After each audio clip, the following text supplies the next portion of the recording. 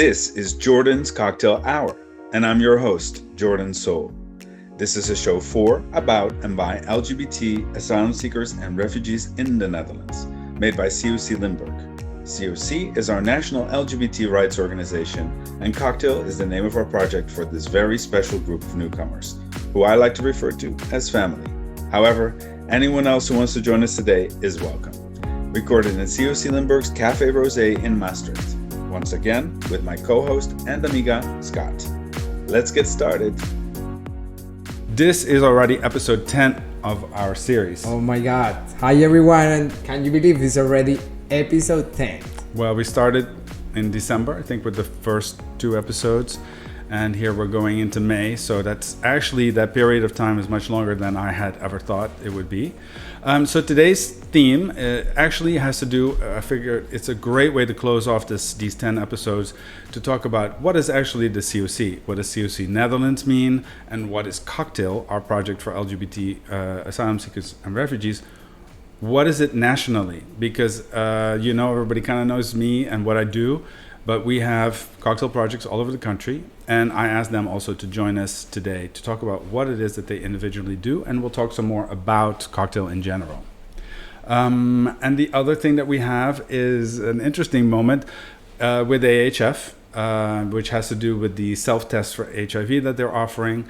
But also as a final homage to them, because basically AHF has sponsored us, been there with us from the beginning since 5 years ago.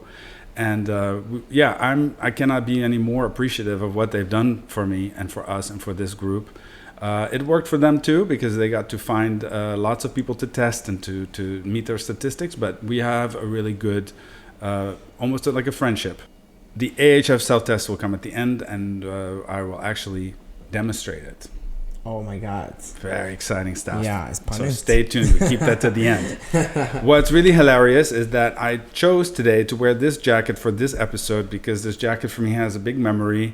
It was when we went to the bigger club and our group got over 300 people, 350 people came to the first event at the at the Bank. Yeah. And it was a really fun moment, but what seems to be more hilarious is that now that we both sat down with our outfits, we realized we were both wearing this outfit on that day. You guys won't believe that, but really, we had no idea that was gonna happen.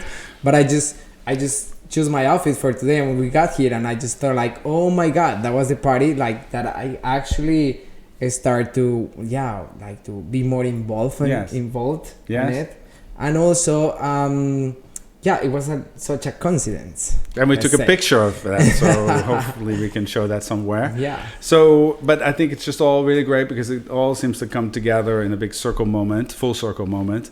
Because, this last episode of this first season, we want to just explain to everyone, many people know what is cocktail and COC, but they think COC is cocktail or whatever. They don't know maybe how much bigger it is, how long that it's existed, and that there are different COCs everywhere. And today we are back in Maastricht, by the way, where we are happy to record.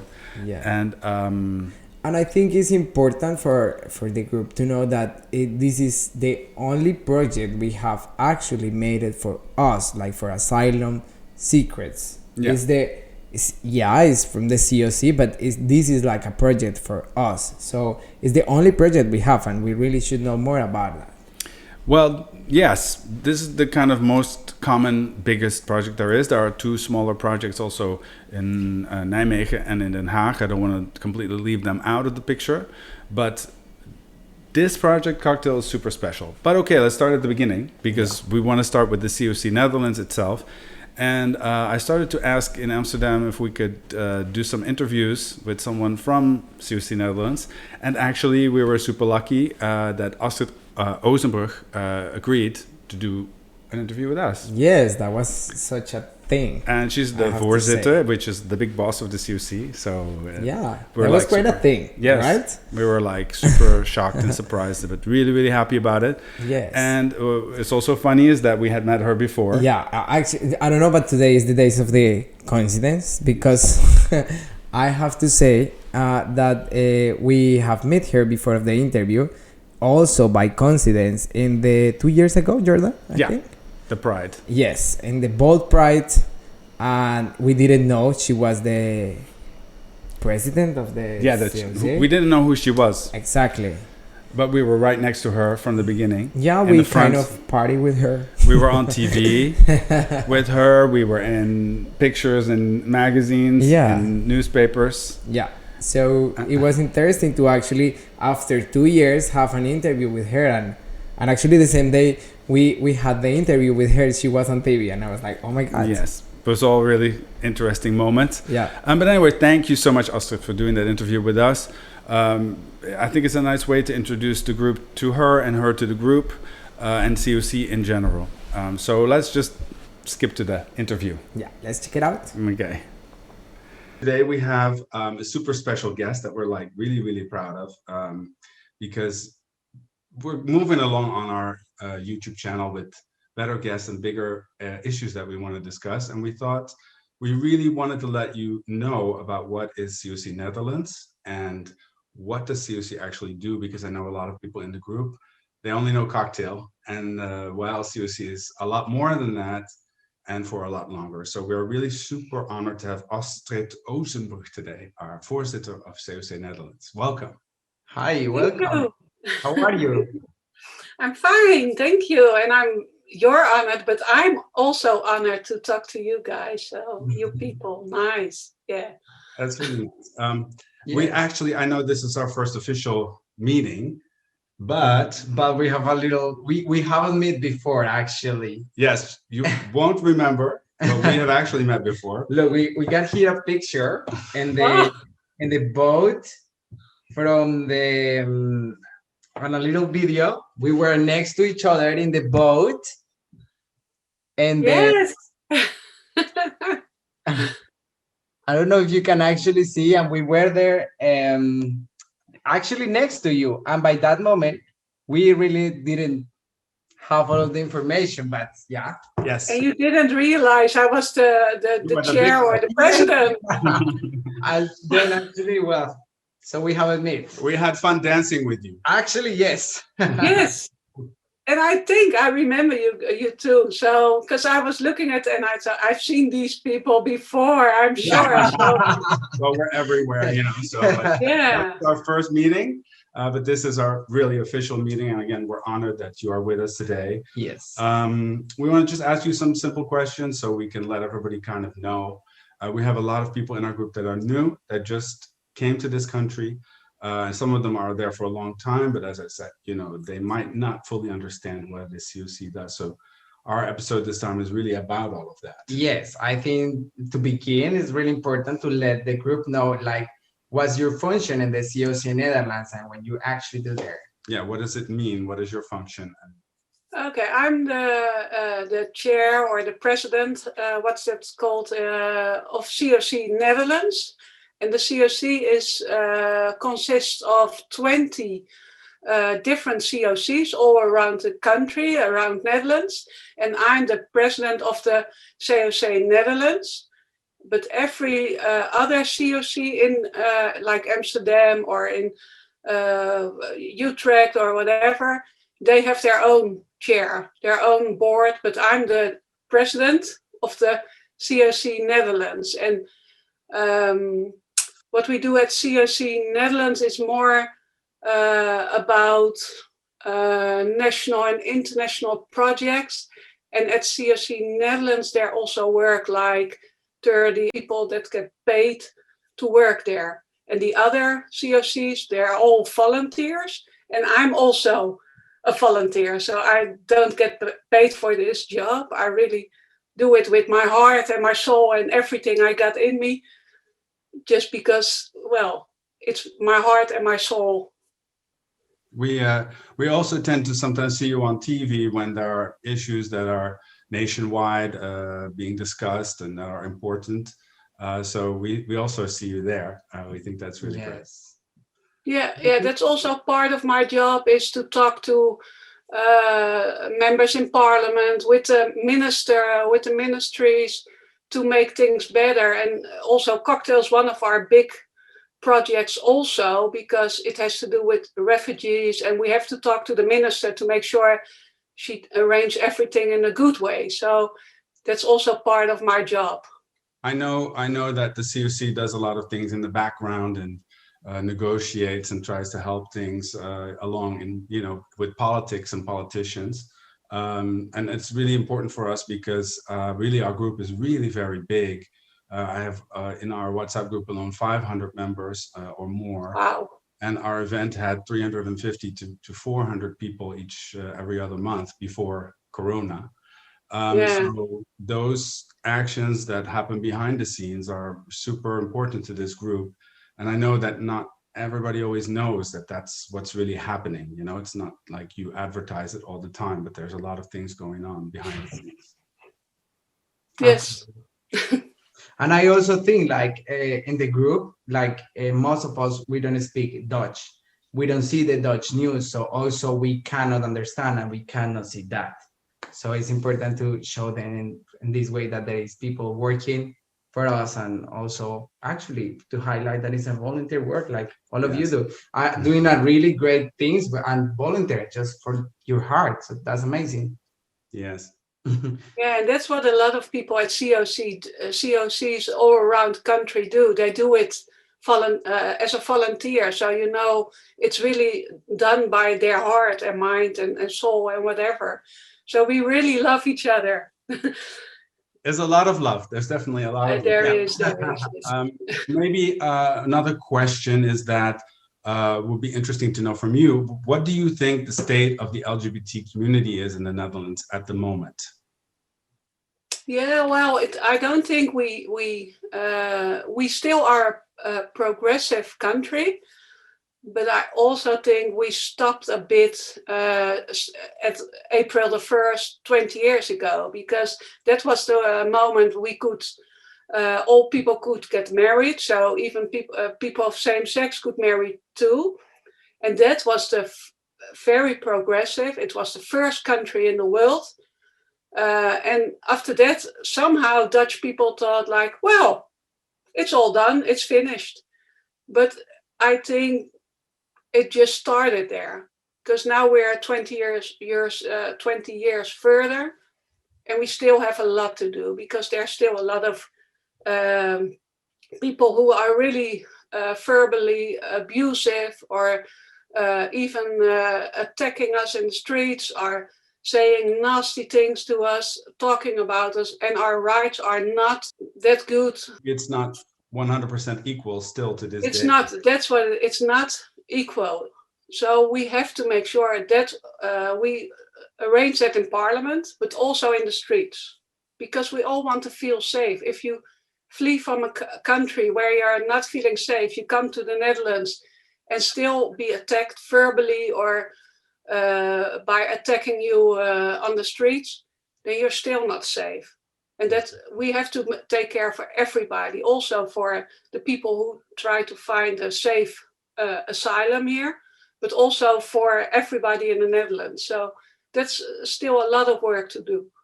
So we've come a long way, but we still are not there yet. Maybe compared to a lot of other places in the world, we're doing better. But we are doing better, yeah, but we have to go back to the top group and be number one again, and be the safest environment, and have the same rights, even when you have children and whatever you want to marry, everything has to be the same. What do you think is the next big step that we should take, or the COC should take, in our gay rights in this country? Well, we have a few things we really think it's important. It's about safety in schools, because if some kids go to a school and then they say you can be whoever you are because the Bible or whatever forbids this. No, it's not a safe environment for kids. So you have to make sure schools are safe. The streets have to be safe. So we have to make sure we have the police department in the Netherlands, they call pink and blue. If you are attacked and you're gay or LGBTI, you go to that part of the police and they can help you. You can trust them. But it's also a volunteer organization within the police. And we really want to make sure these people get paid and they grow, and so there's always a safe environment where you can go if you're being attacked by whoever and feel safe to tell it to the police. So pink and blue, remember that? Unfortunately, I have some experience with pink and blue, and we try to also let the group know that there is such a thing as pink and blue in this country. Yes. So not because it's really, it's, I know if you come from a country where you can't trust the police and you come to the Netherlands, you can feel the same. And pink and blue is really a group within the police, and I really trust them. I know a lot of people who work there, and they're part of the community. They are LGBTI themselves. So, and another important thing we really want to make sure by law is change the constitutional right. Exactly. Yes. Yes. To make sure that LGBTI will become part of that. So you can't discriminate against LGBTI people. So that's not in the constitutional right at the moment, and we want to get that in there. So I saw that some of those first steps are going very well, and also it's what we had on our t-shirts when we were on the boat. And the boats, yeah. And we really hope it's gonna work out, because it's very important to begin somewhere. I think from the schools is when everything begins. The education, also, yes, the respect for the LGBTQ human rights from the school is important. Yes. And we'd really like to know, what do you know about our group as a refugees, and what would you know about Cocktail Project? I know about your group because with one of the people, I even got a prize at last year. I forgot his name. Oh, that's really bad. But also in Rotterdam, I met some people from the cocktail group who are now volunteers for the COC in Rotterdam, and they teach at schools, and they talk to young kids about where they came from, why they were refugee. So that's the part of the cocktail groups I know. And I was invited for one of the parties, and then Corona came. Yeah, Corona has really messed up everybody. It's so sad. I think that it's really important, though, that now things are not happening, but we hope that in a few months things will happen again. I know everything's been standing still. I know financially things have changed a little bit here and there. But I hope that when the time comes that, things move again at the COC Netherlands, that you don't forget about our group. Because, it's important. It's important we have enough funding and enough money to do the great things that all the cocktail projects are doing around the country. And we really appreciate the support, because it's for me, it's been almost 6 years that I do this. And there is nothing else. There is really nothing else for this group than what the COC offers. Yeah. And when we are in the ACC, that's all we have. Yeah. Like the way to get out of the ACC and to just go somewhere, have fun, and be like a regular citizen is just that.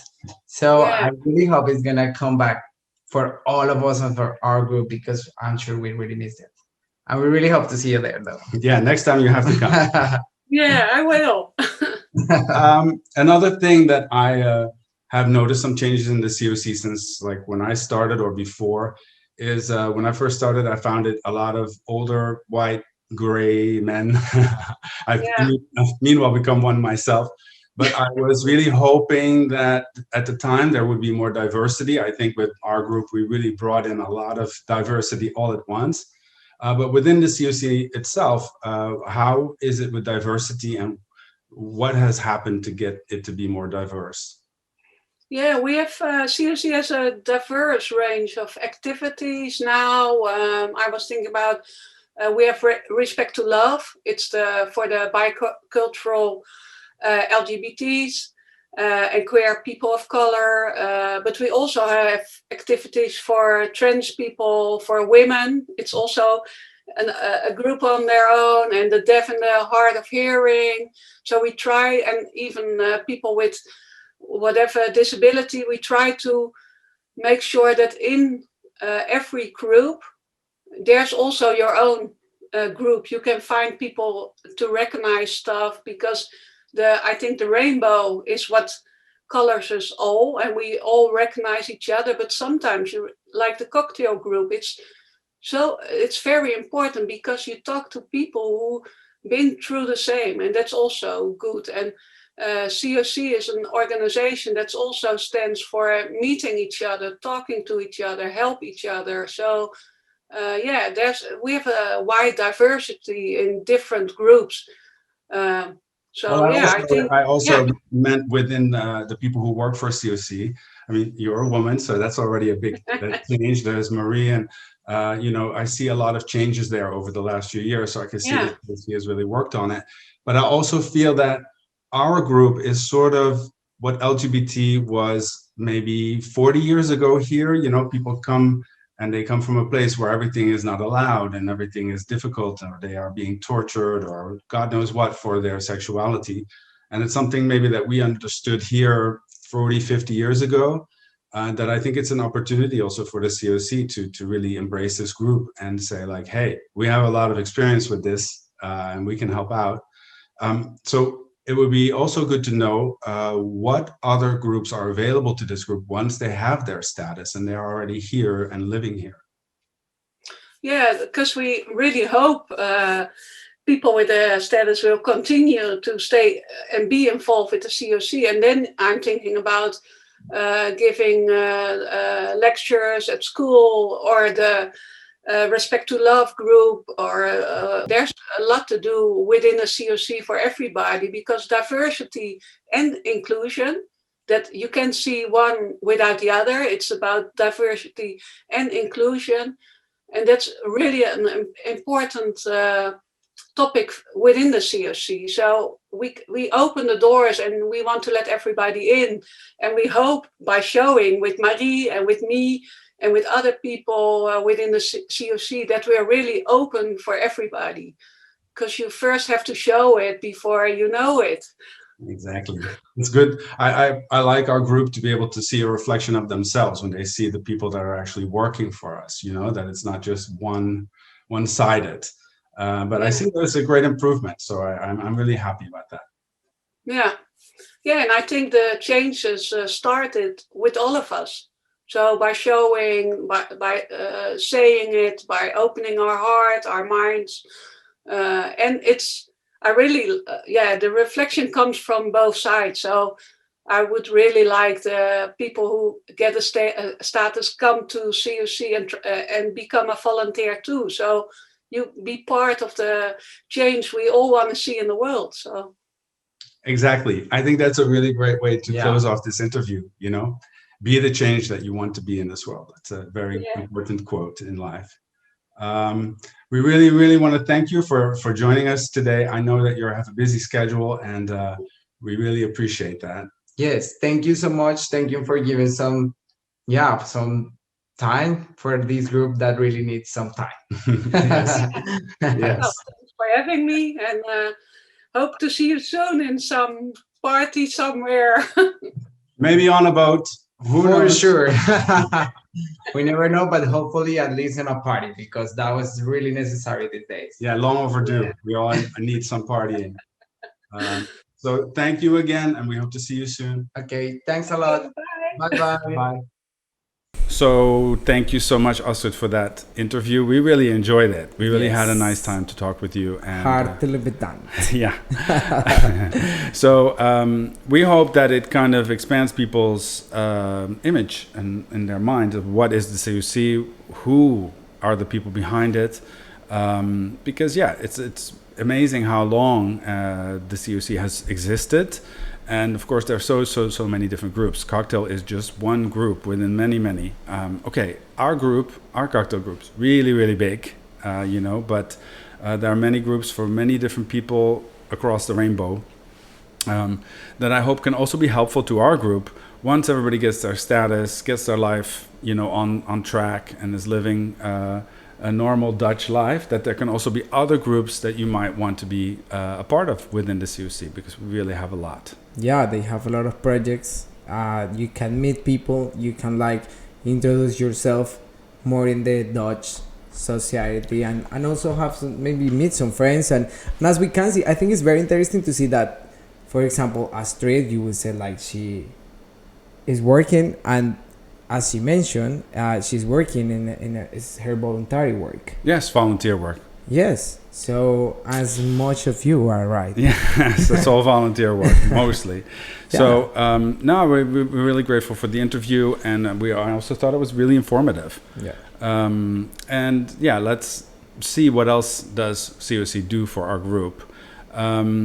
So to get back to cocktail, we also have an interview that I tried to do with as many as possible coordinators from the very different groups within cocktail around the country. Was quite difficult to get all those people in one place or to agree to do it. Some people we didn't reach at all. But we'll talk about that when we come back. Okay. So let's see, what is cocktail in the Netherlands? What are the different cities? Who are the coordinators? And what do they offer? Let's see. Yes. So today we have a special treat because I asked all the coordinators of the cocktail project in the Netherlands to join us so that you all can know what is going on in which part of this country. Yeah. And what each cocktail project is doing, because it's clearly not always the same. So we have asked our coordinators to join us today. So maybe Lex, you can go first and answer our questions. Hi, Lex. How are you? Yes, I'm fine, thank you. I'm a coordinator of cocktail COC Deventer. So it's in the east part of Holland. About 50 kilometers from the German border and nearby Apeldoorn. And we have 3 AZC's. It's called Schalkhaar. Very difficult. Schalkhaar. It's a farmer town nearby Deventer. It's the biggest. It's from Deventer. About 600 people. And then we have Zutphen, also 600 people, AZC. And Apeldoorn, about 300 people, AZC. So in these 3 AZC's, we have about 60 LGBT refugees. And with the 60 LGBT refugees, we have contact by WhatsApp. We don't have a group app, but we send single apps if we make invitations. And before Corona, we had a meeting every month, like a party, where we all invited them, and we arranged train tickets to come to Deventer. And next to our meetings, we have also a buddy project, and it contains 20 volunteers. So we have 20 buddies available. I think that's the main part. And what do you hope to do after you finish? After we all finish Corona, do you have extra different plans? No, I think we start again with the meetings, and we still have on a regular base some activities for small groups, as long as the measures can take. So, for example, when like a few months ago, we could arrange a group of 4 people, 1 buddy, and 3 refugees. So they go for walking, or they go for cooking together, or playing game together. They can choose. But instead of the meeting now, it's not possible to get with more than 2 people, I think. So we have to wait, and then after we do the meetings again, 1 time in a month. For now, we don't have a Facebook page, but it's you can contact us by send us a mail by cocktail@cocdeventer.nl. Okay. Okay. Thank you so much for sharing with us. Okay, thanks for the opportunity. Yeah. Verna, maybe you want to go next? Leiden. Hi, I'm Verna. I am coordinator of at COC Cocktail Leiden. In Leiden, it's between Amsterdam and Den Haag, if you don't know where it is. I joined in October, so in the middle of Corona. I'm not pretty sure which is the main access we focus on. I know there is one in Den Haag, but I'm not pretty sure all the people in the WhatsApp group belong there, because as far as I know, access it's only for families and there are not many LGBT refugees. So that information, I don't have it available. We have a group on WhatsApp. We have 60 people, around 60 people in the group. It's a secret group. So if you don't want anybody knows that you are there, your privacy is safe with us, because that happens a lot when people live inside the accesses. So since October, we have organized online activities. In November, we made one related to interclass. We talked about interclass and how important it is. And we also talk a little bit about racism, but in a nice way. It was very informative. In December, we sent cards to all the people who belong to the group. The organizers made the cards, which was very nice thing to do. And then we made a pop quiz in January among the organizers, and we apply it at the end of January. We organize again an online activity. February and March, only online activities, online meetings among the members, not really with the refugees or asylum seekers.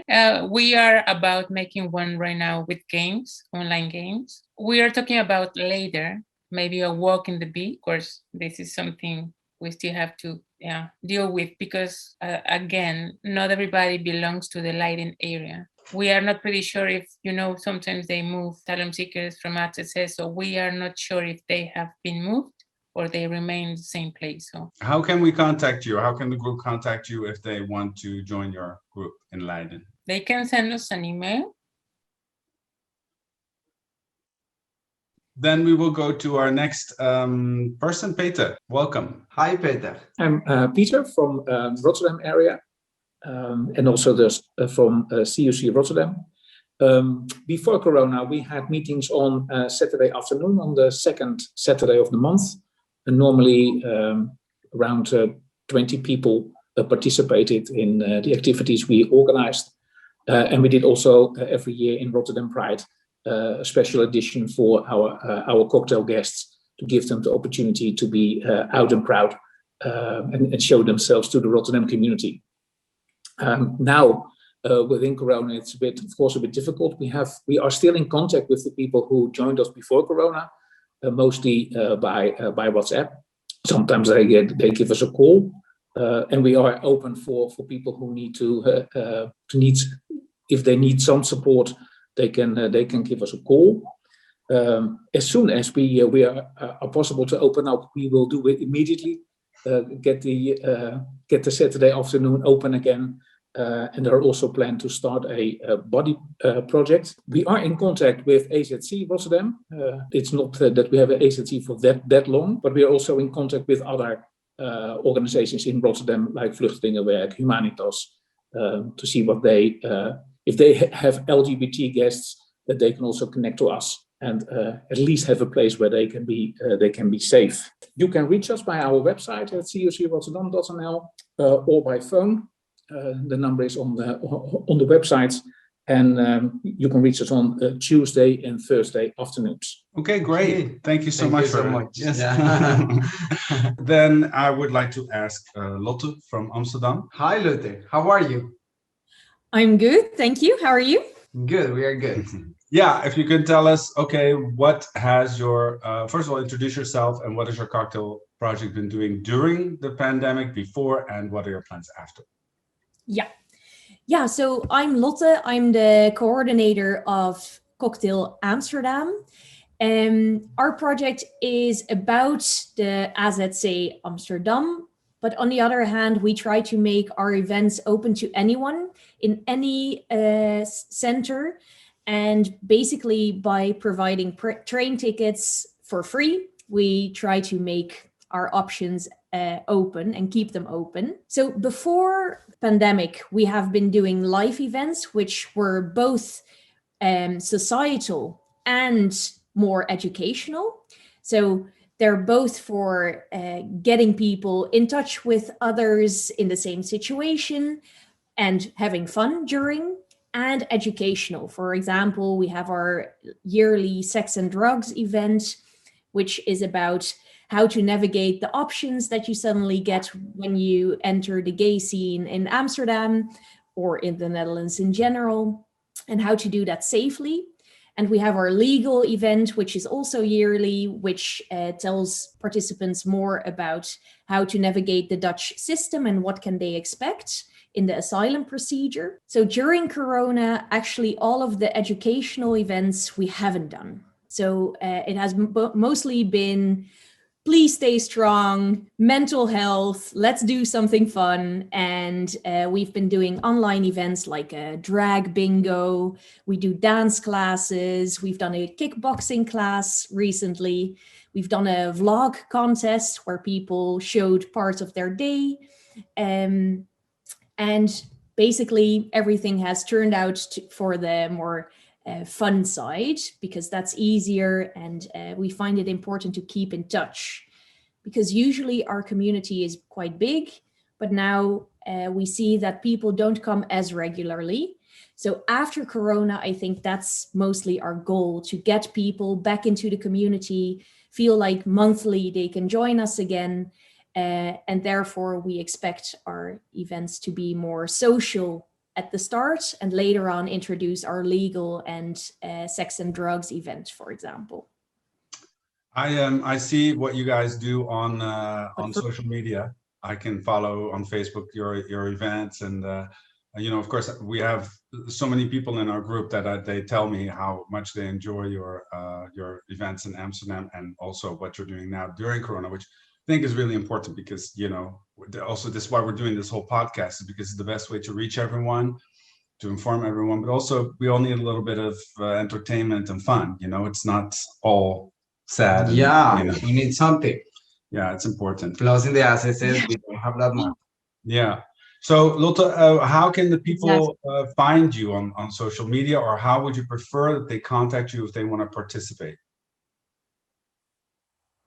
So the easiest way is to go to our Facebook group. That is our main communication channel.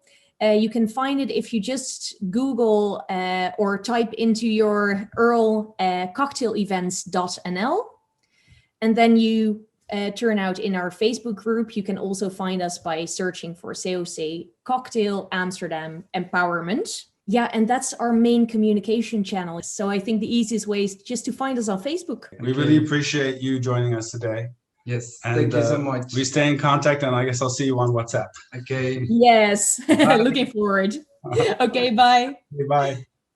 Well, first of all, Jordan, thank you so much for inviting me. My name is Sasha, and I'm coordinator of Cocktail for COC Tilburg, Breda. And those are also the cities where we are active and where we have cocktail events.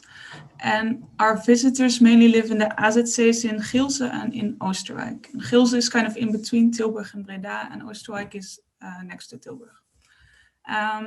Before Corona, we had kind of walking gatherings twice a week, on Wednesdays in Tilburg and on Thursdays in Breda. And those were like 2-hour gatherings where people kind of could come in an informal setting, spend some time together, have a nice safe space to meet each other, make friends. And we had some small activities as well there. Sometimes we played games, or we organized little workshops or little classes. Sometimes we did some like hangman to learn some Dutch words, all those kind of things. And then additionally, we also organized some workshops or some additional activities at times.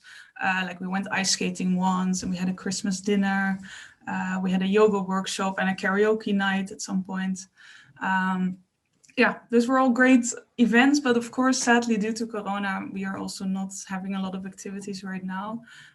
We have like monthly online gatherings at the moment.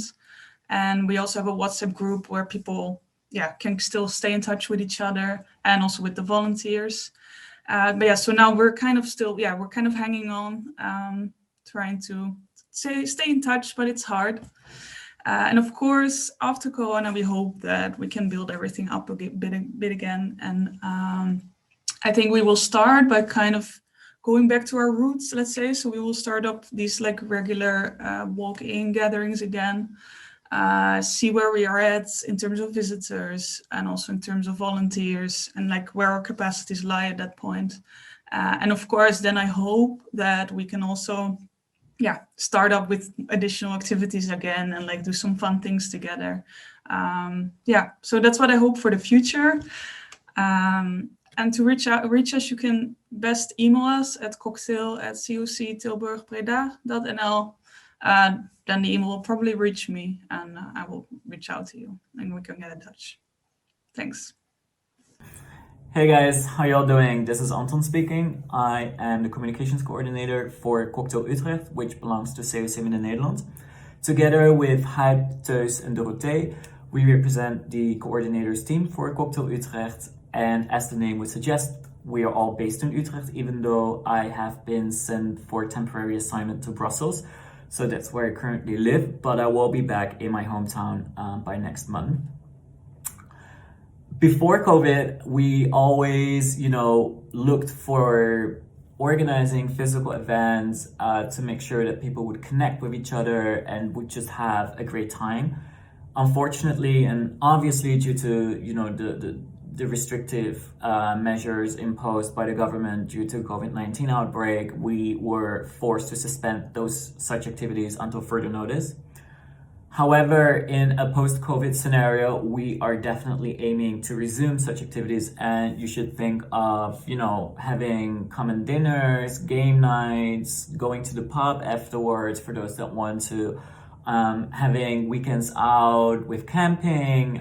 There's a whole list of activities that we would love to start doing with you guys.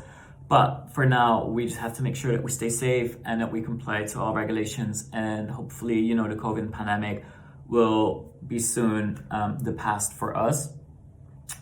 The ways that you can remain apprised of any developments on our behalf would be by subscribing to our newsletter. You can send us an email to cocktail@cocnederland.nl or by sending me an email, and my email address is anton@cocnederland.nl. We have Facebook. We're looking for ways to kind of reform that, so that project is still on hold. But we also decided to create an Instagram page more for name awareness purposes, but definitely feel free to follow us. You can simply find us by searching for Cocktail Utrecht. And our main email address to reach out to us would be cocktail@cocnederland.nl. In Utrecht, we cover the AZC's, or we maintain relationships with the AZC's in Leersum, Utrecht, and Amersfoort, and possibly the one in Zeist if it opens up for whatever reason. So if you have any follow-up questions or other queries that you would like to ask, please don't hesitate to reach out to us, send us an email, and we're more than happy to help you out. For now, I just hope that everybody stays safe and that very soon we will be able to meet in person. Take care. Bye-bye. Hello everyone. My name is Rikste. I am one of the coordinators of Cocktail Nijmegen. And the asylum centers in our region are Nijmegen, Overloon and Graven. Before the pandemic, we used to have meetings every month in the Pink House in Nijmegen. And we used to organize a different activity there every month. So we would either play a game or invite a speaker or do a workshop with our group, which was always a lot of fun. During the pandemic, we have continued our monthly meetings via Google Meets. And we still have them now. And we also have organized a few online workshops. Recently we had a movement workshop, which was a lot of fun. And now we have our meetings every second Wednesday of the month, via Google Meets. And if you join our meetings, it will be a nice opportunity to meet some other LGBT plus refugees and to still do a fun activity with all of us. But of course, we also hope to continue our real life meetings very soon.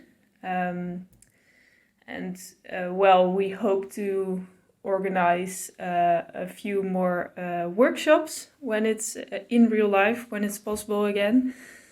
And what we would also like to do is to go to a bar together with the group, and maybe even throw a big party, which would be a lot of fun, of course. And we've recently also restarted our buddy project, so we're also looking for new buddies right now. And if you want to contact us, you can send us an email at cocktail@cocregionijmegen.nl, and then we will get back to you. So, yes, bye-bye. And if there's anything else you want to add? I just want to ask, because of course there are more activities. I don't know if you know that Leiden has a group called Inclusion that belongs to the university, and they open the opportunity to asylum seekers and refugees to study 1 or 2 classes at the university in English, not necessarily in Dutch. It doesn't really matter if they have already a status or not. So that's a very interesting way or an option that people have instead of staying the whole day inside the AXSM. Yeah, absolutely. That's great. Thanks for letting us know. So we are really glad that you guys participated today, and we hope that it will bring you more excited members. Yes. Yeah, let's hope so. Yes. So basically that's it. Okay. Thank you very much for reaching out. Thank you. Yes. Thank you all. Okay. Okay. Bye-bye. Bye-bye. Thank you. Ciao. Ciao. Okay, bye. Bye. Okay, so those were our coordinators of Cocktail. We didn't get everyone, which I find too bad, because really I asked everyone, and it would have been great to get everyone there, but sometimes it's impossible. And also, most of us are volunteers, so it's difficult to sometimes schedule things. I also think it was interesting to see the difference between the groups, and also the difference between the groups during Corona, before and after, hopefully, which is what I tried to highlight. Yeah. But still we have one more group that we need to know about, and it's actually you as a director of the COCLimburg and Eindhoven. Yeah, that's also, maybe it's a good moment to explain that. Yes. That I started as a coordinator in Eindhoven long ago, and at some point also COCLimburg asked me to be a project leader for this COCLimburg group. There's quite a big difference between those two COCs, because COC Eindhoven is just a city of Eindhoven and the region, but Limburg is really quite big, and it has a lot of AZC's, whereas, for instance, Eindhoven doesn't really have one, except for Budel is close by. So, Jordan, tell us, what has your cocktail project done before, during, and what are your plans for after COVID? Well, let me tell you. So, look, I think most people that have been in this group for years know that I did the gay refugee walk-in first in Eindhoven, an event that started with 30 people and ended with about almost 400, one of the last parties that we did. But it's kind of interesting to me, like, sorry, I interrupt you, but I really would like to ask that, like, how do you reach all of that people together? Like, it begins with a group from 6 people, and how can it become so big? Yeah, it started because I asked the small group that I had, what do you want? Instead of just saying, we are Cocktail and this is what we're going to give you, I asked them, look, we're here, but what is it that we can actually do for you? What do you want? And amongst many things, there was a lot of things like they asked for more help with their cases or with the COA or all that stuff. All that came later. But they said, we want to be together more in bigger groups, and we want to meet more people that are in, not just Dutch people, but also people from our own group. in a really weird situation, I ended up being able to, with the second party or so that we did, to get train tickets for people. I think actually from the first party, we got about 25 people the train tickets, because then it was very, very cheap. And that's started to sort of roll like a big snowball, because people started to find out, and because this group started to transfer all over the country, all of a sudden I realized maybe we should get group tickets and send them to Eindhoven so we can all meet in one place. So that went really fast. It started with 30 people, the next one was 60 people, the next one was 100 people. It went really, really fast. And then I started with that group a WhatsApp group right away, just so I can get some control over all those messages and get everybody in one place. And because everything got bigger, that got bigger too. And now we have, for years already, 500 or more people in the WhatsApp group. That's amazing. Yeah. It's a blessing, really. It was just an idea and it just took off. So to get back to the original question, which is what did you do? We started there. And we did that mostly because the AZC in Eindhoven closed. And so we had to think of something else to do, and this just became a whole big thing. But we eventually, about 2 years ago, went back to where we started with doing also smaller meetings. We call them Cocktail Plus meetings for the smaller group that's in the region, meaning in Eindhoven, meaning also people that are out of procedure, but also the people from Budel. And at the time when Weert was still open, we also had that. So that was like a group of about 45 people that would come once a month. And then the next month we would have the big party for everyone nationwide. It was actually a national party. It just was never really called that officially, which is also interesting. Yeah. And but right, you made it national. Yes. And then right before we had to stop again this summer with the COVID rules, we had started hubs meetings, which actually is an idea that came from COCLimburg. So I'll talk about COCLimburg cocktail because I think the hubs thing is a really great idea. It's really just some of our volunteers will go to the AZC with a small group of 5, maybe 10 people at the most, visit with them there and stay in the area. So it's not about coming to the COC or going to a party. It's just about let's meet, let's go for a walk, let's have a coffee. And they successfully started that here in Limburg first. I also thought it was great, so I put it in AZC Budel near Eindhoven.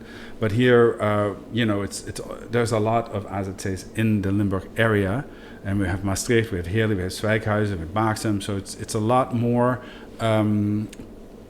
people and places to go. So in Limburg, there's also the regular meetings, which happen once a month, the hubs meetings, and the events, and of course, I'm forgetting the Buddy Project.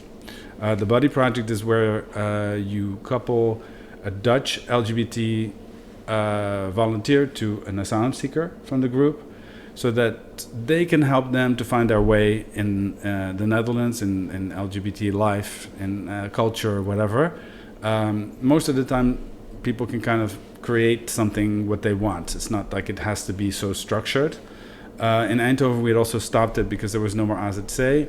But funny enough, recently, the group of people out of procedure that are in Eindhoven has become quite big, that we've recently decided to start the Buddy Project again in Eindhoven with that smaller group, with our volunteers that were already there for the event. And what about during the pandemic? What is going on? That was a big challenge because we started doing so many things. We had just gotten everything really ready. We had plans to do so many things. We had to cancel the party in March, and we felt pretty devastated, because we couldn't see the people anymore. We couldn't connect with them anymore. And I had a moment where I really didn't know, like, what am I going to do? But the first thing I noticed was that people needed some help in the AZC's, getting the masks, the hand gels, the disinfectants. There was also a lot of questions for condoms because AHF at our events was always giving away thousands of condoms. That I decided to put together a care package which had a mask, paper mask, a cotton mask, like from material, hand gels, condoms, lube, into a care package. And we ended up doing that about 3 times in different cycles, with about 300 or more packages sent out to people at the different AZC's. So that was something that I felt like I could do something during this really difficult time. And then after that, I decided, actually people asked me, and then I thought maybe it's a good idea to do a podcast, to do this show.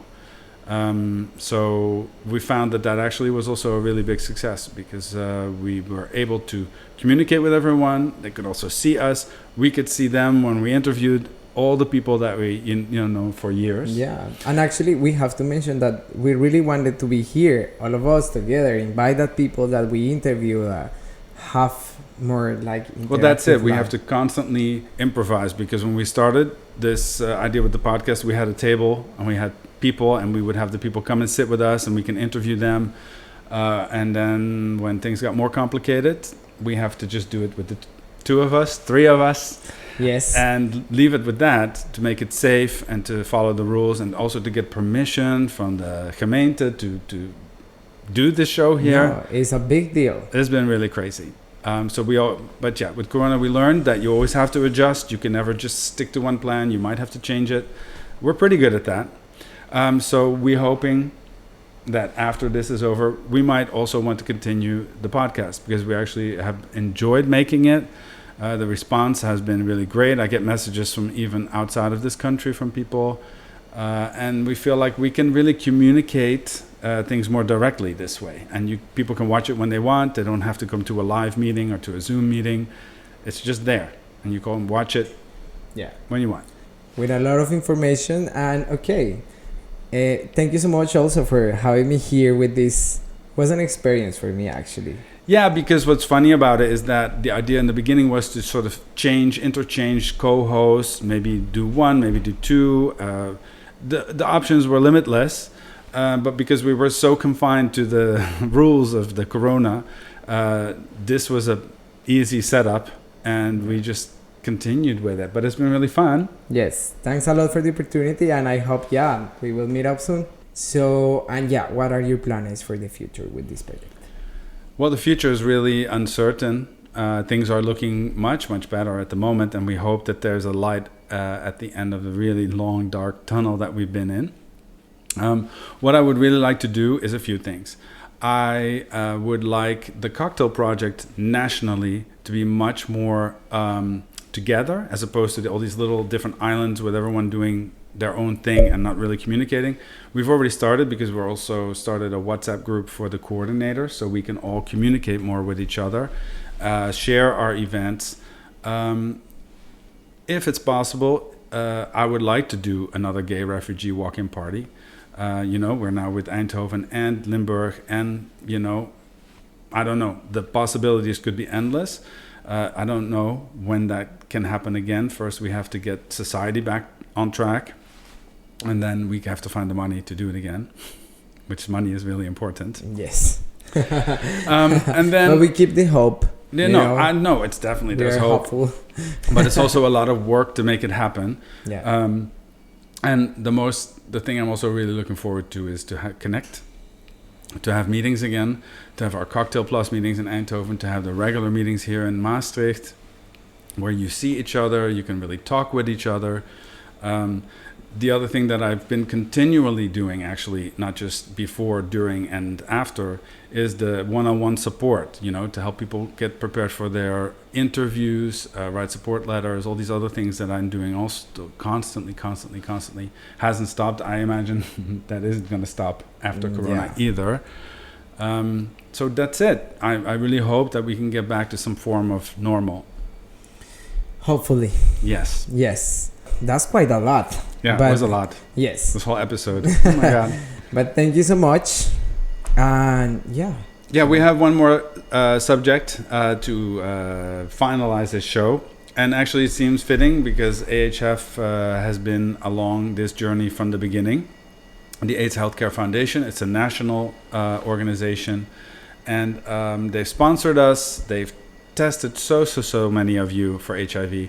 And the big challenge was, during this pandemic, how to continue testing people for HIV, because it is a very, contact kind of thing that is very difficult to do right now. They were closed for a while, but now they have two different options, which is one is you can go make an appointment at their office in Amsterdam, which will show the information. Or if you're far away from Amsterdam, you can now do a self-test. also, all of that is done through a WhatsApp number, which we will post.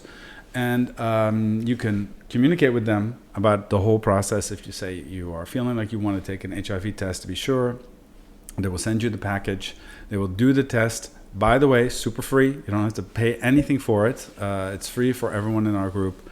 And they can also guide you through the process on WhatsApp, either by Zoom or like a video call or whatever you need to do the test. And is it exactly the same one that we have done at the parties? Basically, yes, except you're doing all the steps. You know, before all you had to do, I think, was put out your finger and wait. Yeah. But now you have to do the little mixing of the stuff. What they asked me is if I would be willing to do the test on camera to show how it works, which I did, which is quite an adventure because nothing can ever just go normal with me. But anyway, I thought when I first saw all the things in the package that it was a lot, and I thought it was a lot of steps, but actually doing it, it's really, really within a few minutes you're done. It's not complicated. It's very easy to follow the steps.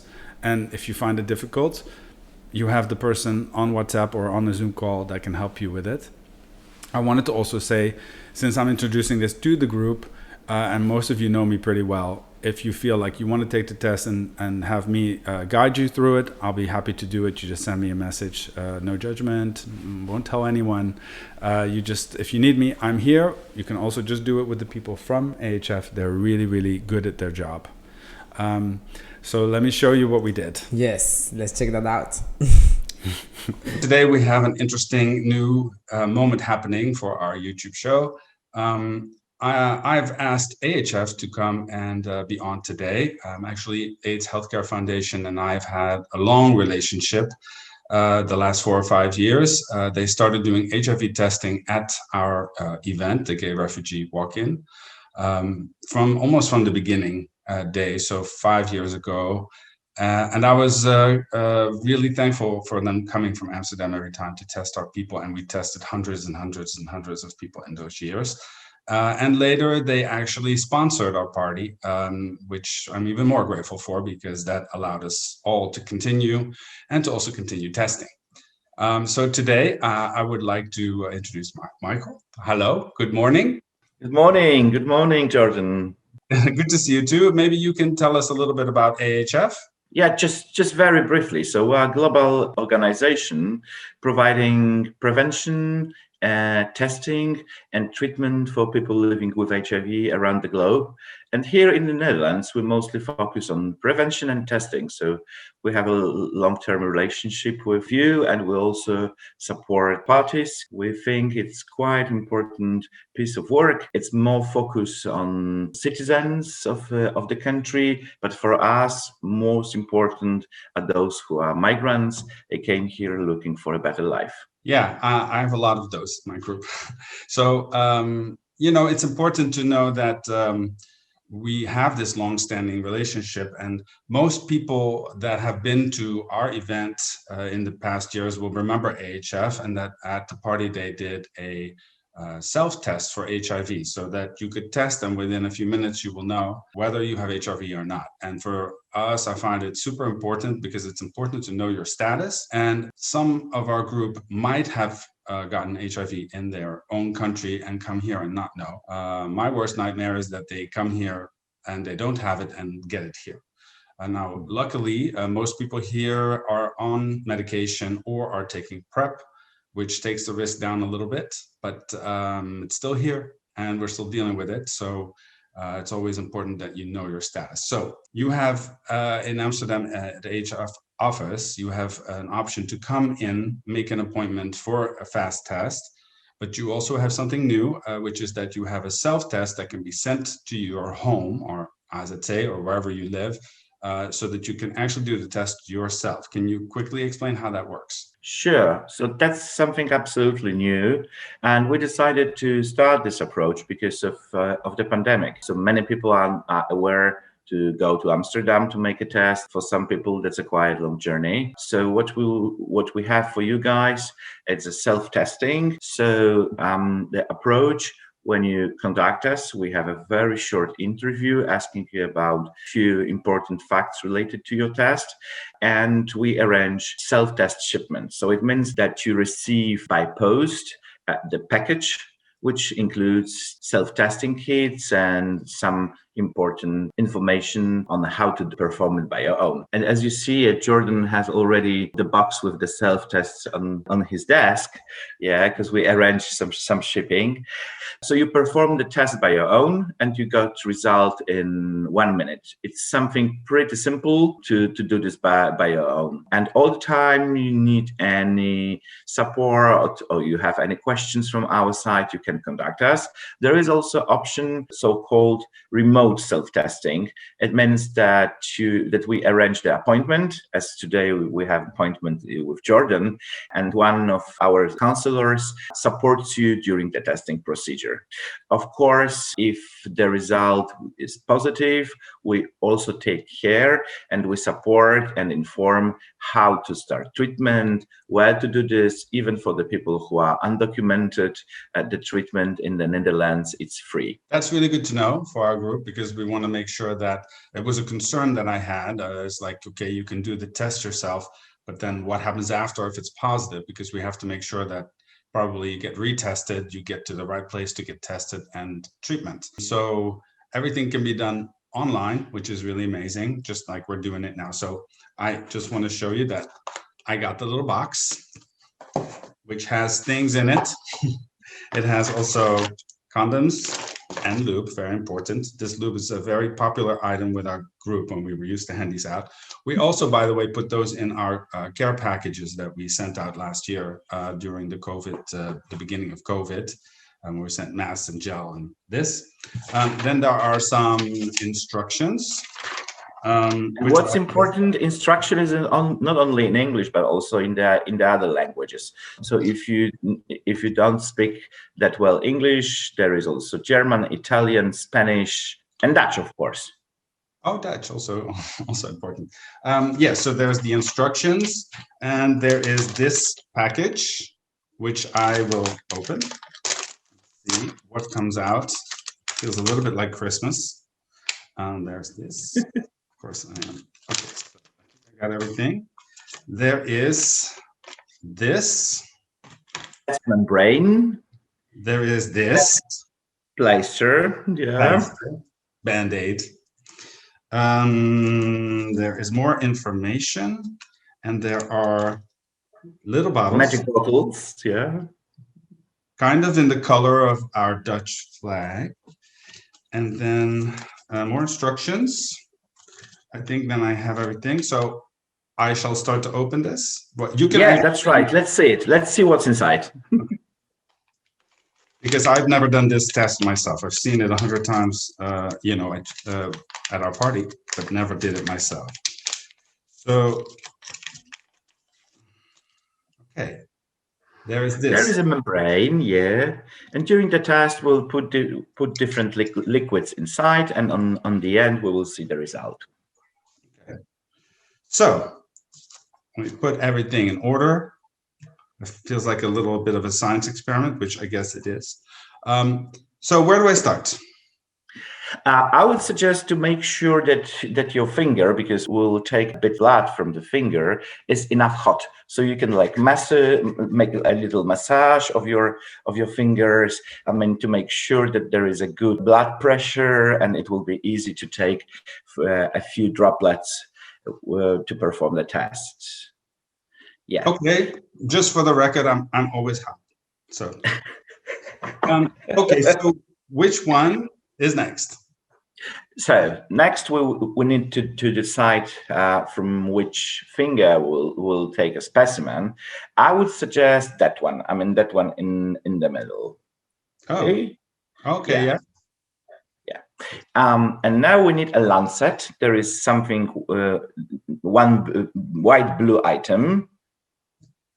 I think this right. That is right. There is very small needle inside, but you will even not see it.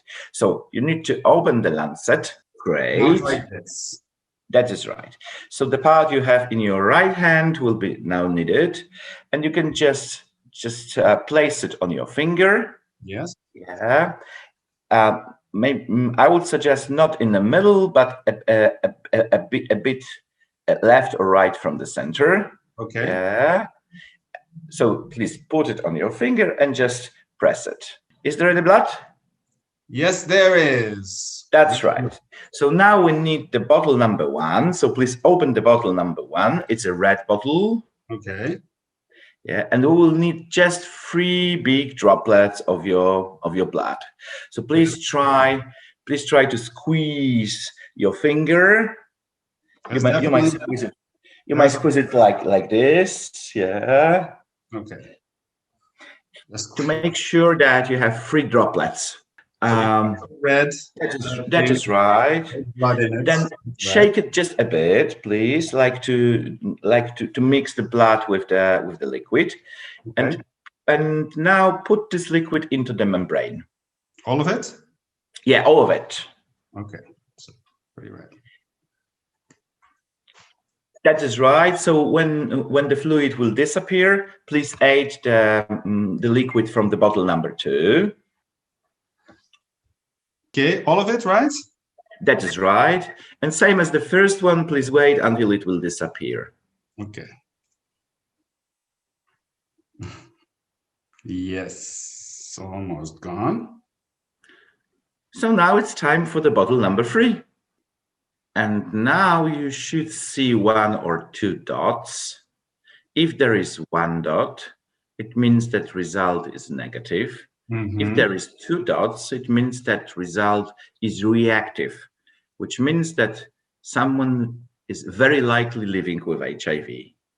Okay, yes, and I see it already appearing almost right away. Yeah, great. And that's it. Okay. Well, that really was much easier than I thought. And I think anyone can do it. So basically, just to cover it again, you have, if you're in the Amsterdam area, you can make an appointment with you. And also there's the WhatsApp number where you can contact everyone. If you are outside or far outside of the Amsterdam area, you can order the kits. They will be sent like this. There's actually nothing on here that shows where it's really from or that it's an HIV test. It's very anonymous. And then you can do this process wherever you are. I can also offer that if anybody wants me to help them to do it online, I can also do that if they feel more comfortable with that. It's not a problem. But the people at AHF are experts. They really know what they're doing. And I recommend everybody gets tested if you're even the slightest bit concerned. Yeah, and even if you have multiple sexual partners, we suggest to retest every 3 to 6 months. Okay. That's important. And we didn't mention this. Approach is absolutely free, so no worries about monies. You don't need to pay for the postage or you don't need to pay for the test. It sounds good to me. We like things that are free. So I want to thank you today for being with us. And really, we hope that many people will make use of this free service and we see what happens. We'll keep each other updated on that. And we are looking forward, guys, to see you in our checkpoint.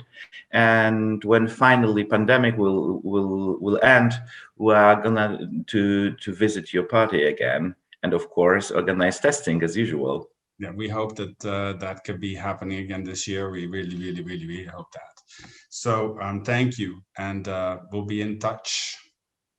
Yeah, it was a pleasure to be with you today. Okay, thanks.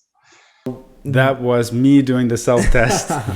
All right, but that seems like quite simple, right? Like really, you will really think like, oh my God, HIV test myself. Super easy. Let me show you. Look, they will send you a little package like this. It just has my name on it and stuff. It doesn't show any kind of return address to show that it's AHF or that it's an HIV test. Yeah, it's basically anonymous, right? Like, yes, you just get it in the mail. Even in an AZC, you can receive it, and they will help you through the whole process. What was important for me to know is that should the test be positive, that they guide the people, you or whoever's taking the test afterwards as well, to make sure you get retested, like with the doctor, like properly. And that you get treatment, which is the most important thing. The most important thing is know your status.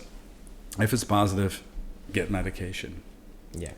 Very important. And amazing to see how we are going further. Like, you know, many years ago, HIV was like, oh my God, only to get tested was like difficult and stuff. And now you can do it yourself. Well, yes. It's still, oh my God, and it's still something you definitely don't want. But if you do, there's treatment and simple, easy tests. Look, and the test, you know, if it's positive, it sucks, but at least you know. And then you can get treatment. And for most people, you can live with the treatment, a really normal life. And that's what we want. We just want everybody to be informed, to know their status, and to help if we need to. Yeah, so thanks for doing the demonstration for the group. I just have one tip: is don't push too hard. Don't push too hard. It's very easy. Right. Just put the needle in and it just goes. So, all right. So that was it. Yeah, that was quite a lot actually. But I have to say, first of all, thanks a lot for inviting me over. I really enjoyed this, and it was quite an experience, I have to say, to represent this group in this show. Yes, I also want to take a moment to thank Jermaine and Tim for doing the first 2 episodes with us. We really thought we would be able to do much more with them, but because of all the rules, it just wasn't possible. I thank them, and I thank you. I thank all of the guests that have been on for all these 10 episodes, either 2 or 3 interviews per episode. Yeah, it's a lot of people that we have met. Thank you to our director, because Mika, thank you so much for making us look good, because we had a couple of episodes where we didn't. Yeah. And then, we want to thank everybody that participated. We want to thank everybody that watched, everyone in our group. That's, I get your messages. I see all the things that you write, and you write to me. So I know what we're doing is really important. We'll see what happens next. We'll see. We did 10 episodes. I still think it's a great idea, and we'd like to continue it. But let's first get Corona out of the way. Let's get things back on track, and I hope that everybody gets their status. That's watching. That's really important. We really hope so. We are super crossing our fingers, and that the IND gets their stuff together, and that things speed up a little bit, because it's been a mess the last few years. And that everybody can flow through this process a little bit easier. That's what we hope for. And we hope that you learned some things. I hope we showed you some things.